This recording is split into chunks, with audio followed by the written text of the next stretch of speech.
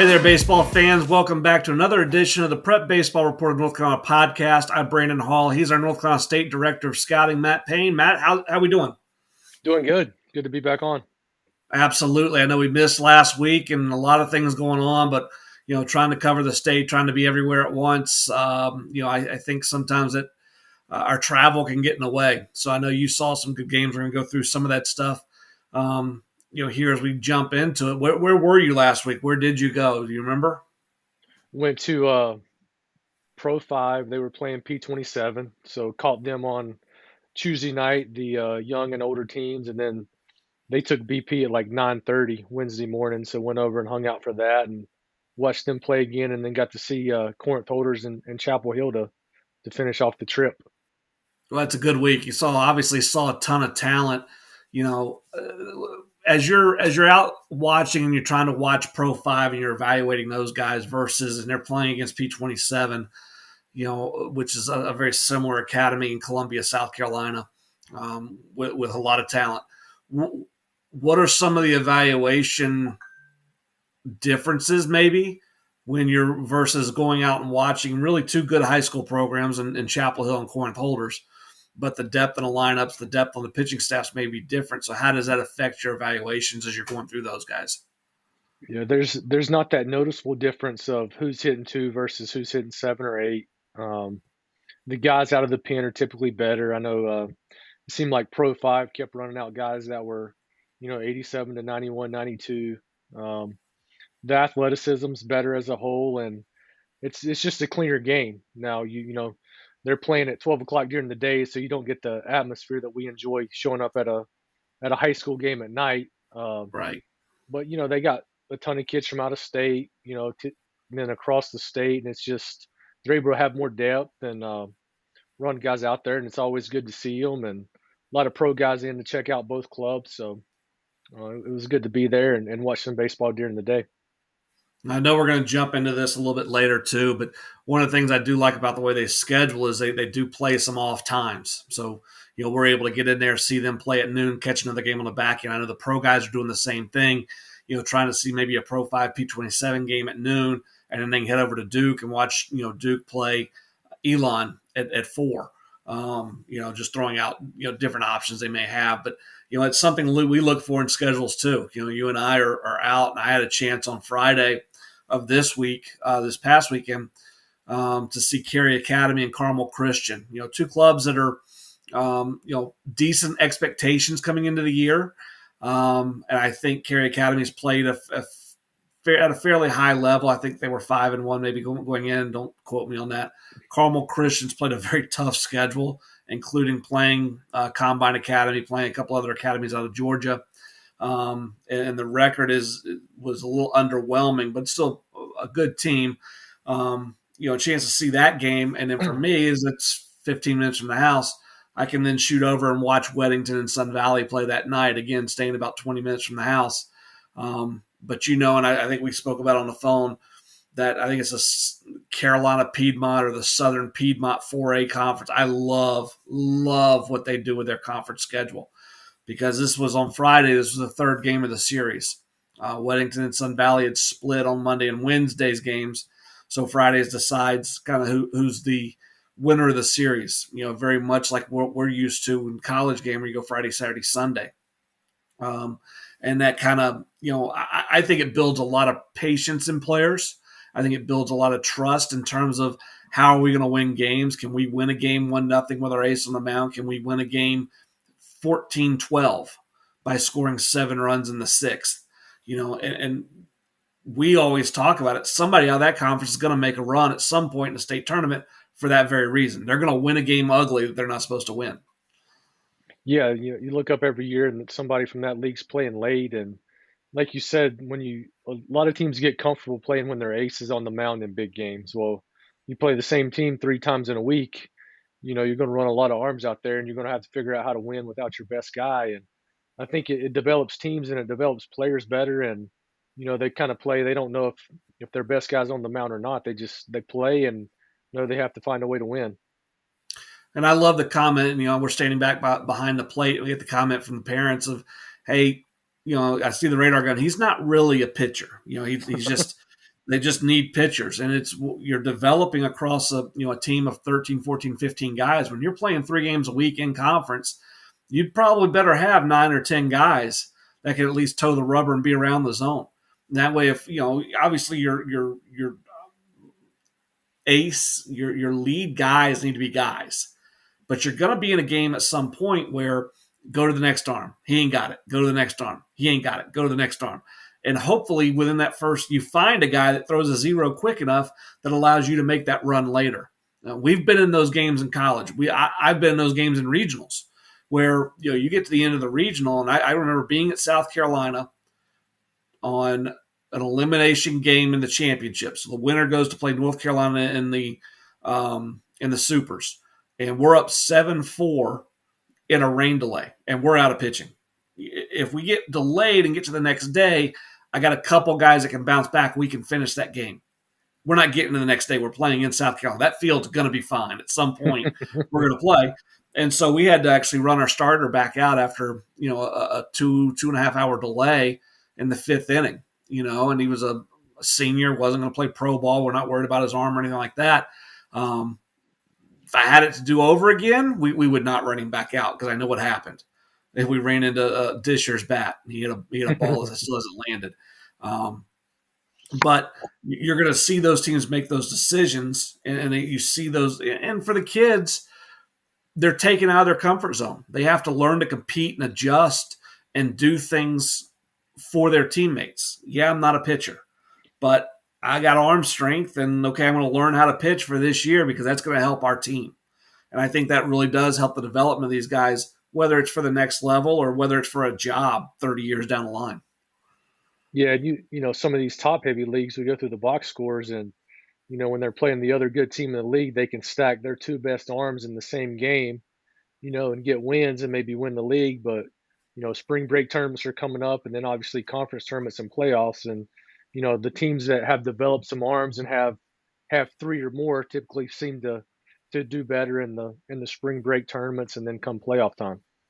Well, and you see it every year too with a team in one of those leagues where there's 2 different scenarios. One, everybody throws their ace at you because they think they have a chance to get a game.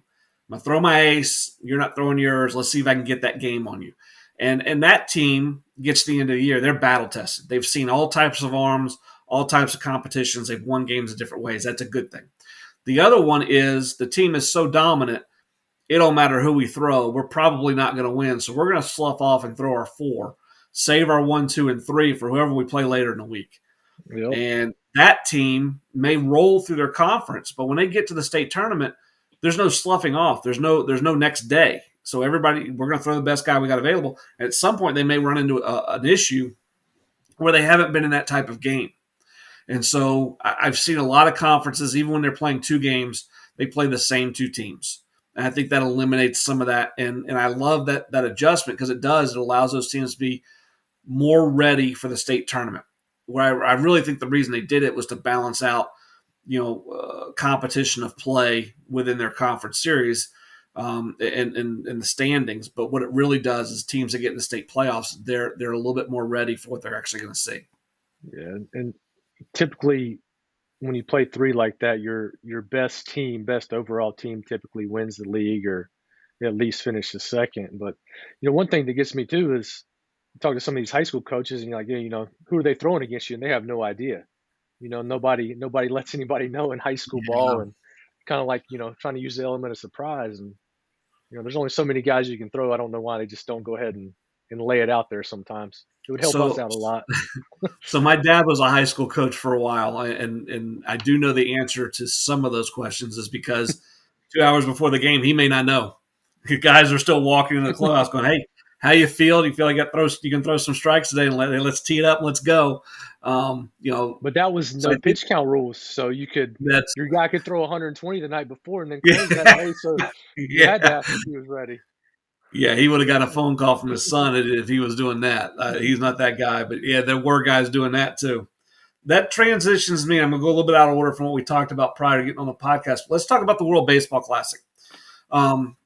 It's obviously it's gotten a lot more popularity. You're seeing the international influence of baseball. You're seeing new clubs like Israel and Great Britain. The Czech Republic team, who we have some ties to with the guys that are Pro 5 that help with that. That's great. But what I also love is the American fan is getting to experience what the South American fan is like during it's a football game. It's a wrestling match. It's those guys. They're going crazy. The Japanese, the Asian fans. I mean, it's an absolute party for 9 innings. Um, and talk a little bit about. I know you watched some of it, and you know what you thought of just the experience those guys are going through. And did you have a chance to talk to Mike at Pro 5 at all about that experience of being in Japan with the Czech team? I did not, other than, he said it was awesome. Watching it on TV though, we see the clips from winter ball in Latin America, and we've been in regionals and super regionals where it's wild. And I was thinking some of the American guys that went straight out of high school, maybe it was their first time playing in a scenario like that, unless they had played in Yep. the postseason. And to see those guys get so excited, I know you can't do that when you play 162 and you play every day. It's just not possible. But for that short burst, kind of like a super regional, regional, or weekend series in college, you get up and it's all about winning. It's not so much about your numbers and just the excitement. It had the kind of the World Cup soccer feel to it, and Saturday SEC college football, and I was locked in on it. It was, I wish it happened more, but I hope it grows from this. You bring up a great point. Something we used to talk about in our office a lot when we got to Major League Baseball playoff time and watching the teams that really their first time in the playoffs were able to play at a high level versus teams that maybe the playoff atmosphere snuck up on them. And you look at their rosters, teams that typically do well in the playoffs, having not been there year after year after year, are teams that are full of college players, junior college, 4 year school, whatever, or they're full of Latin American players. Those two environments prepare you for single elimination, for do or die. In the course of a college season, you play that every Sunday. Every single Sunday, you're either playing to get swept, to sweep, to not get swept, or to win the conference, that series. And so that game 3 has some of that all the time. You fast forward that to that Friday, there's a little bit of that hint on that Friday, because if we win Friday, man, now we only got to take one more.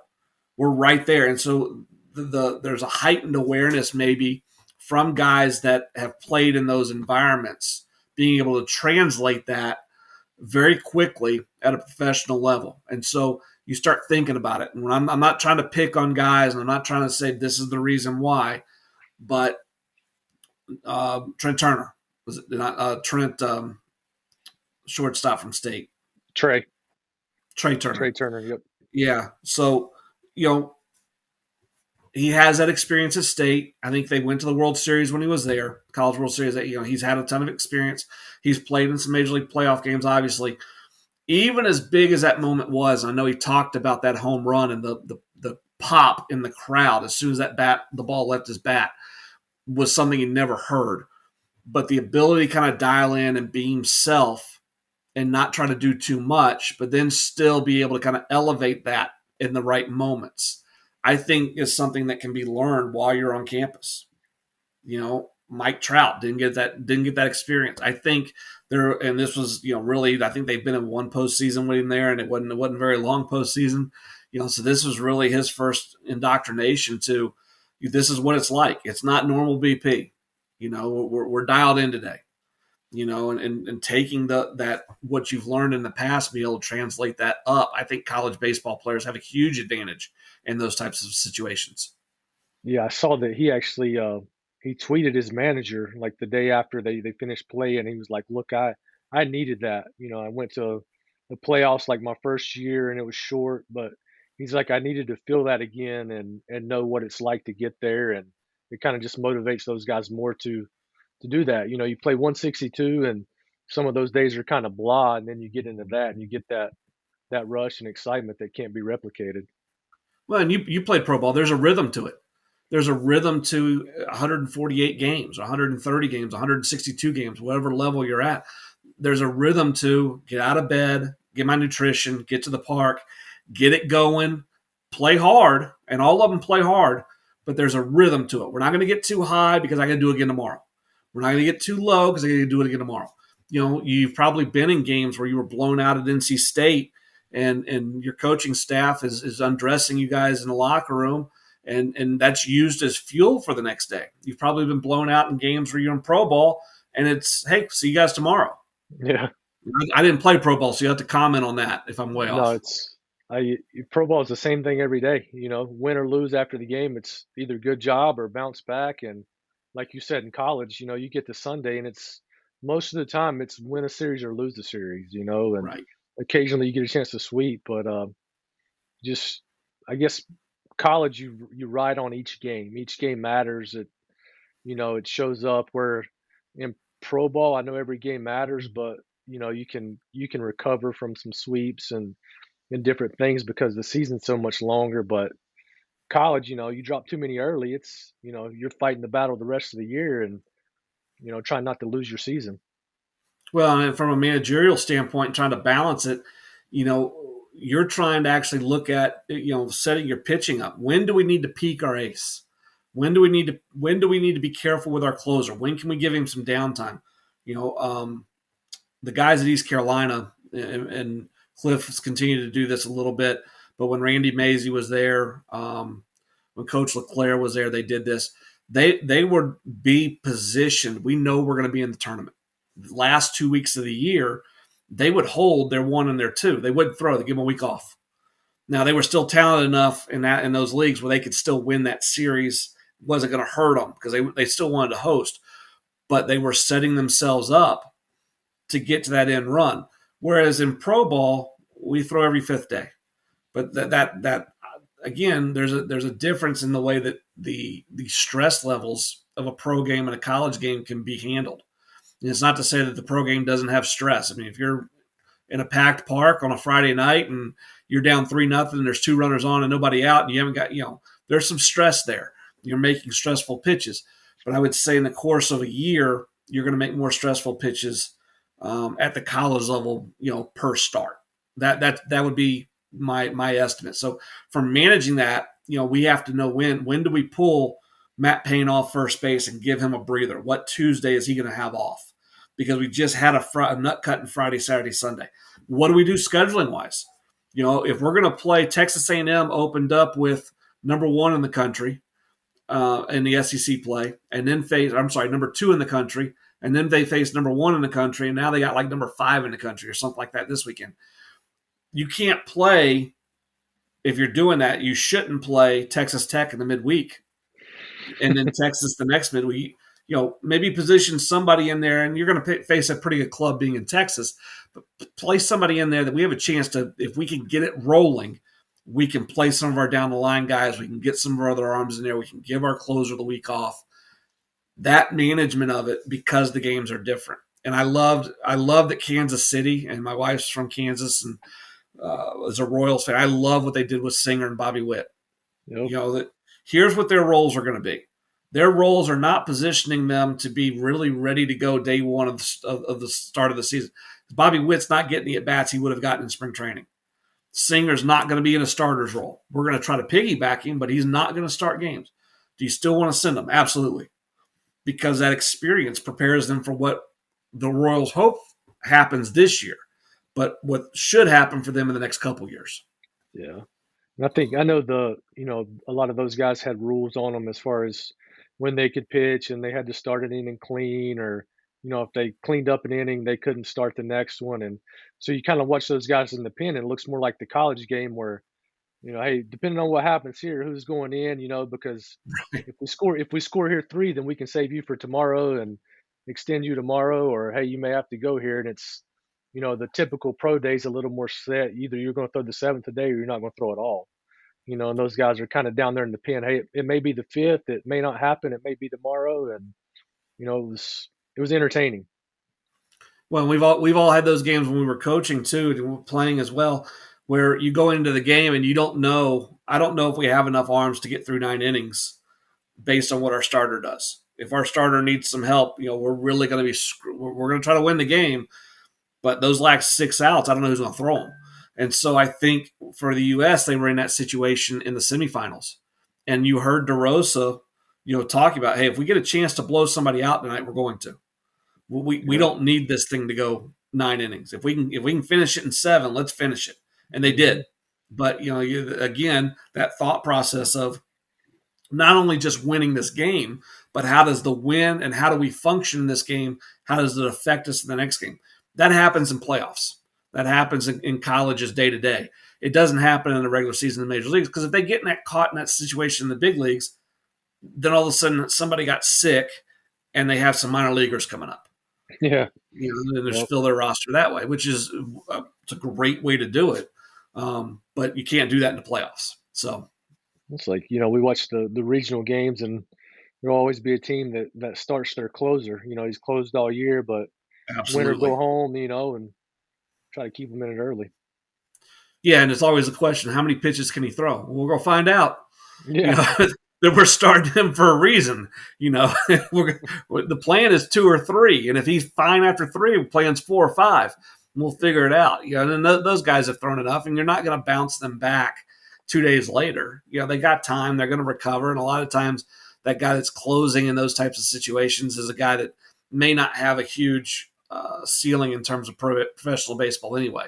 He's got one out pitch, and there's probably some stiffness or some funk in there that's allowing him to get outs at a fairly high level at college, but may not translate as he throws more and more and more at the pro level. So I thought they did a great job with the tournament. I'm interested to see and I know you can't do it because of the start of the MLB season. I honestly don't know when the Asian League starts. I don't know if those guys are in the middle of their season or if they're starting or where they're at. But taking the finals somewhere else, even if it was to South America. I know we've played it in the West Coast, we've played it in the East Coast now, Miami and San Diego. But I'd like to see what happens. Let's take that and let's travel that thing down to the Dominican Republic and let's play the finals down there. Because I know talking to the Team USA guys and my little bit of experience with those guys, he goes, it's nice to be at home. The food and the hotels and the transportation. He goes, but when you go on the road, I mean, you're at a 3-run deficit when you're playing certain clubs just because of the environment you're in. You don't know how your guys are going to react, and it would be the same for those guys too. I would expect. Yeah, I mean, we've seen the clips of winter ball, and even in Miami, you watch, I think it was Puerto Rico and Venezuela maybe playing that game. I mean, it was electric. And but it's really cool to see how those guys come together for 2 weeks and they were playing for each other. And Right. it was such unselfish baseball. Yeah. The biggest I thought the biggest takeaway from it is whoever's doing Great Britain's uniforms. Oh, well, who was that? Was that what Nike was it? Did you see those things with they had like iron on Great Britain and the letters were falling off? I did. So does your Mint Hill team have better unis than that? We're gonna find out. Yeah, the Mint Hill, whatever our names are going to be, we find out tonight. We got our uniforms. We're broadcasting or filming this on Tuesday. We got our uniforms tonight. I guess our team name tonight, and we tee it up on Saturday. So it's go time between that and then I got a 3-year-old. He just turned 3, who we are in full midst of potty training. So um, yeah, yeah. Find me games to go to because I need to get I need to get out of the house. I need to be kept sane. Um, that brings me to where I am going to go. I'm going to go to the NHSI tomorrow, which is Wednesday, which is why we're filming on Tuesday. So I'll see TC Roberson, and then I'll see some of the best teams in the country, and then some really really good teams. I think one of the problems they've had with this tournament in recent years is trying to figure out with all the transition and kids moving to high schools and transitioning out. They're bringing in some high schools that had some dudes on them, and then the dudes transferred to an academy or wherever late. But still should be a great week in Cary. My plan is to be there for 2 days and try to catch a couple of high school games of North Carolina teams around it. Um, have you been to the NHSI? And give me your thoughts on TC Roberson. Kind of going into that. This isn't their first time there. I know Coach Philippek will have a feel for what's going on. Never been. Um, Interested to see how TC matches up. Um, I know it seems the schools that come in from across the country have some of the highest profile arms out there. TC Roberson doesn't have a high profile arm.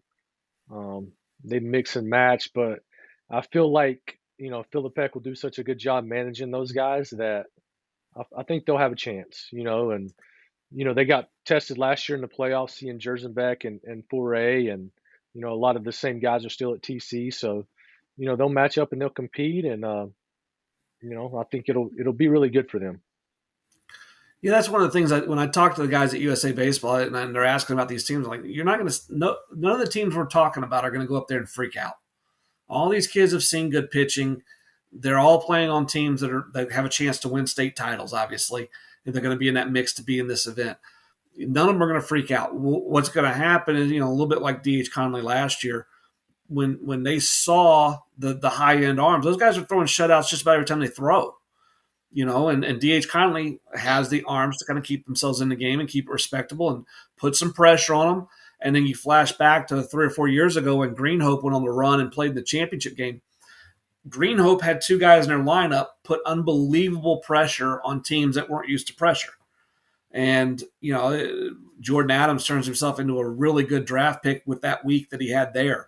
And I actually saw him playing a big league game maybe last week with the Angels in spring training. So that was pretty cool. And, it's an experience for these guys playing against high-end competition. But I think one of the things that a lot of people my age that are trying to make decisions on who's coming to these events, and maybe even down to guys that are coaching, and a little bit more your age, the kids today are different. They're playing against this competition year in, or week in and week out at times in the summer.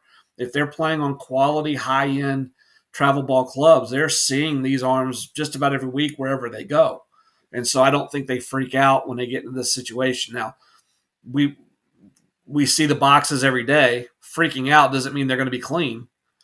But I think it still has a chance to be the team that walks the fewest people and the teams that make the fewest errors, even in this type of event, have a chance to win. And Roberson's has been doing that all year. Yeah, and they got some threats in that order where if they can get a guy or two on base, they got plenty of guys through there that can hit a double and score two, and you score a little bit early or hang around long enough, you feel like you can beat anybody, and I think they'll be fine. And I know it'll be an exciting couple of days for you watching guys from across the country, and then seeing how our guys in North Carolina stack up when we do the rankings. Well, it's always neat for us to kind of cross check, and we get so bombarded by North Carolina, and for me, North Carolina, South Carolina, a little bit of the Virginia and Maryland, but that cross checking ability and seeing, okay, they're putting a third round number on this guy, and man, I kind of have him equated to player A, who I have an eighth round number on, and seeing how those two, and then getting on the phone and say, okay, well, here's what I saw. Was he down? Was he bad? And they go, no, it's, now do I need to readjust the other guy that I'm kind of comparing him to? So that'll be interesting. It's a one-time look, so you can't go too crazy with your grades, but it is a chance for different scouts and different territories to talk and really figure out kind of where these guys should land as we get closer and closer to the draft. Yeah, I know there'll be a lot of pro guys on hand to see players from across the country, and then check in on Parham at TC Roberson and see how he's doing, and it'll be a good couple of days. There's a player there every year, like Jordan Adams. Jordan Adams had a draft grade on him, but he was probably a pretty solid bet just because of the rawness. He's going to go to Chapel Hill, play the right way for 1 week straight in front of the right people, and that draft grade goes from there to there, and all of a sudden you're a first round guy. So it'll be an interesting fall, and I'm excited. I know we talked about Roberson. Roberson made a move in our Power 25 released on Monday.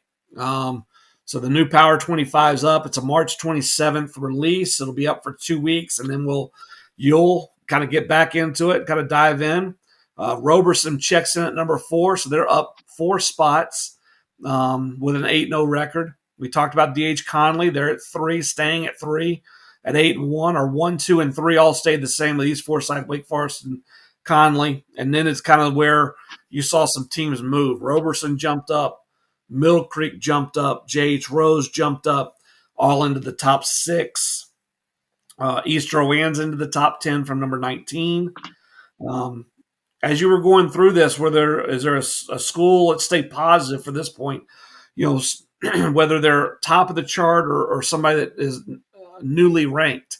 Who kind of stood out to you as a team that's really been playing well? Easterland. They're just. I know they have two losses. I think both were out of state to Greenbrier in Georgia, but they've dominated who they've played, and um, I think we were high on them last year. I was high on them, and they were disappointing at times. Lost some games they probably shouldn't have, and a lot of the same guys there this year, and they seem to be playing with more confidence, a little more energy, and dominating teams. And you got Middle Creek and JH Rose. I know Rose beat Middle Creek over the weekend.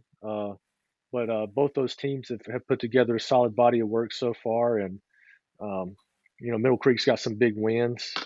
Like you said, Pinecrest stayed the same. Um, Huff seems to be trending up a little bit, catching their stride.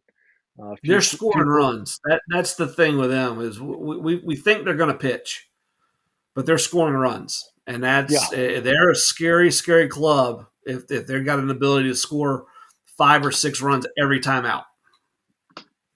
and big matchup this week. Lee County, that first appearance in the Power 25 at 18. I believe they play Pinecrest tonight, so that'll Yep. be a good game, Yeah, and interesting to see what happens by the there. time this gets published, that one will be out. But yeah, I actually heard from the coach at Lee County today. Let me know that game and time had been moved up, and he's excited. So McDuffie was going to be on the mound, and I think it'd be a great test for Pinecrest. You know, if Pinecrest can figure out a way to score runs, because that's the way they're going to need to win. They've got good pitching, but I don't know if they have shutdown pitching. You know, for a standpoint of being in a 2 or 3 game series in the playoffs. So at some point they're going to have to. Their strength is their offense, and can they score runs? You know, I don't need to see them score 6 against McDuffie, but can they pressure him for a couple of innings? Can they scratch one? Can they get him out of the game? You know, in a 3-2 game, 2-1 game where they're leading, you know, and get into somebody's bullpen with 6 outs left. Um, At Pinecrest too, every hitter's a home run threat there at times. It's a yeah, little bit smaller ballpark, and you get a little wind down there in the Southern Pines area, and you know one can go out in a hurry. you had a chance to see Corinth Holders. They're at 7-4, and they held steady at number 12 in the poll. Talk to me a little bit about why are they still at 12, and what did you see in that game when you saw them play Chapel Hill? You got to see Briggs McKenzie, and obviously he's a big reason they're where they are. But every time I talk to Coach Weaver there, somebody who's played them, they have somebody injured or banged up, and I think he was playing his, maybe his third option at short the other night, and there's guys out of position. And, Jet Music, who would probably be their ace or who they consider their ace, hasn't pitched yet this year, but they're expecting him back, I think, for the second time through conference. So when you get him back, you got, really two aces. And as they get healthy, that's an older club that's been in some big games. And, they can put pressure on you on the base paths and figure out a way to score runs. And I think they're a tough matchup for a lot of clubs out there. I know Chapel Hill just missed out on the rankings. I know they were in consideration. Off to a really good start with several good wins. What did you see out of the Tigers? They had a sophomore that threw it really well. Didn't walk a guy. Um, Jackson Edmonds, maybe. Uh, they looked comfortable throughout their lineup. Put balls in play. Solid defensively, and they were in that game. Corinth got a couple timely hits late, but you know Chapel Hill's a club that could knock some people off come playoff time, as they knocked off Corinth Holders last year in the first round. Yeah, and that's the thing about them is they don't have that one star power player. You go, okay, this guy's got a chance to carry the lineup, or this guy's got a chance to carry the pitching staff. Every time we see their boxes, it looks like it's somebody different doing it. And those teams can be scary in the playoffs, and those are the teams that can typically be overlooked in polls like this, especially early in the year. Now, as we get dialed in, if they keep doing what they're doing, they're going to bang the door down and get into this top 25. One of the teams that did get into the top 25 this week, making their debut, as far as I can remember, is Southern Wayne High School at 8-1. I know we haven't had a long look at Southern Wayne, but what's impressed you with their season so far as they come in at number 22 in the Power 25? They've been really good offensively. They got a kid we saw at preseason All-State East, and Alex Farrell Jr., who's hitting over 500. Several extra base hits. They got Color Daly that has put up impressive numbers so far, and it seems like their pitching's been good enough. Um, to me, they were an interesting team that's made some noise early, and we'll see if they can keep it up. So 5 teams enter the rankings this week, means 5 teams left. A couple of the teams that left the rankings, honestly, we're a little shocked. We're a little disappointed with how they played. I think they would tell you the same thing. Would not be shocked if a couple of those teams kind of get on runs and make runs here throughout. We've talked about Southern Wayne. High Point Christian's a club that I saw. It's got some depth on the bump. I saw them beat Randleman. They threw Bryson King as a senior left-hander, came in relief, who was up to 84, and then they started, was it Story? Dylan Story. Heavy slider use, 87 to 90. And as he kind of got into the game, he started dotting his fastball a little bit more to the glove side. Really kept Randleman off pace with that slider. I mean, the slider's advanced, and he's a Wingate commit. Another arm on that club, Trace off to her has been is a Catawba commit. Has been a right-handed pitcher. Has gotten outs at a high level, and then we've also seen Tony Lopez started one of their state championship games in the 3-game series against Southlake Christian last year. So they've got some depth there. Heavy left-handed hitting lineup, and they're off to a 10-1 start. Enter at 24, but that's a club that's probably eyeing a state championship as the pinnacle of what their season could be. So we could continue to see them kind of climb these rankings. Garner makes its move at 25. We talked about Southern Wayne at 22, South Brunswick at 21, a team most scouts are obviously following. Walker Jenkins, Audrey Kells at 19, Lee County we talked about at 18, and then Hickory is our highest ranked newcomer. And again, their first ever ranking, the Power 25. Hickory's 9-0. I know we've talked a little bit about them, Matt, but what made the move to get them this high in the rankings with this addition of the Power 25? Yeah, 9-0. They've pitched it really well. Matthew Lefevers and Sammy Nexon have been a quality 1-2 for them. They haven't allowed a lot of runs, and they have an older lineup, and they play in a league that I think is really good. With Fred T. Ford has arms, East Lincoln has hitters, St. Stephen's has been successful, and doing it in that league and playing some of the better teams in this area. And I think they're really confident right now, and it'll be interesting to see if they can do the same thing through the back half of their conference schedule. Well, a lot of great baseball ahead of us. I know we're trying to get out and see games today, trying to get out and see games tomorrow. I'll obviously be at NHSI throughout the weekend, and again, we'll get a chance to sit back down next week and talk more about this. Guys, if you haven't, every single day inside the box post, we'll highlight scores, highlights from the game. On Tuesdays, player of the week, pitcher of the week. Last week, our pitcher of the week was Nathan Teague, a Vanderbilt commit. Complete game. I think he punched 15 in a one hitter. And then Tanner Marsh? Tanner Marsh. From Ashboro had a good week at the plate. I think he was perfect in terms of on base. He was 5 for 5, I think, hitting 8 for 8 on base with some power numbers, and kind of keyed the Blue Comets throughout that week. As this podcast releases on Thursday, our player of the week and pitcher of the week for this week will have been decided and posted. So check the website for those posts. Diamond Notes we'll recap 20, 30, 50, 60 players that have had really good weeks with stats, notes, numbers on those guys. That's an article. It's a huge hit with the college coaches. They're trying to figure out what's going on around the state. Scout blogs are still rolling out. Our heat sheets really heating up. We got a bunch of dudes that have shown arm strength. So, Matt, we got a ton of things happening across the state, and things are being pumped out there every single day. I know we're missing things just because there's so many good things happening in the state. But spring break's coming up. And we've started to post those schedules. We started to post those tournaments that we'll be looking to go to. Is there a spring break tournament that you kind of have your eye on already that you're kind of looking to go see with the teams that have been reported to be in it? I think Battle at the Boneyard. A lot of Power Corn 25 holders. teams there. Yep. There last year was awesome. Playoff atmosphere. Hope I get to go back this year. Yeah, so that one, I'm scrolling through our page right now. Um, I may have already missed it because I thought it was one of the early ones, but yeah, Battle of the I think Boneyard. it's That April one, the 6th, teams, maybe. can we say it again? April 6th, I think is when it is. Yep.